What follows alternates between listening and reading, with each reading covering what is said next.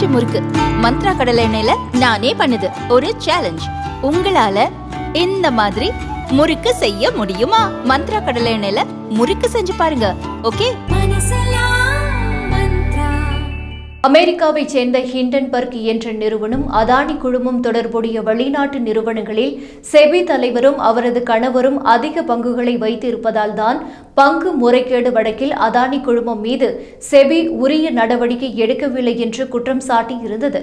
இதற்கு பதிலடி தரும் வகையில் செபி தலைவர் மாதவி மற்றும் அவரது கணவர் அறிக்கை ஒன்றை வெளியிட்டுள்ளார். அதில் எங்களுக்கு அவப்பெயர் ஏற்படுத்தும் வகையில் பிரச்சாரங்கள் தவறாக மேற்கொள்ளப்பட்டு வருகின்றன. மகேந்திர குழுமம், டாக்டர் ரெட்டிஸ், ஐசிஐசிஐ வங்கி, அகோரா அட்வைசரி, அகோரா பார்ட்னர்ஸ் உள்ளிட்ட நிறுவனங்களுடன் செபியில் சேர்ந்த பிறகு மாதவி எந்த தொடர்பும் கொள்ளவில்லை. இதுபற்றி அந்த நிறுவனங்களும் பதில் அளித்துள்ளன. எங்கள் மீது கூறப்படும் குற்றச்சாட்டுகள் பொய்யானவை, எங்கள் புகழுக்கு களங்கம் விளைவிப்பவை, எங்களது அனைத்து செயல்பாடுகளும் வெளிப்படை தன்மையுடன் உள்ளன.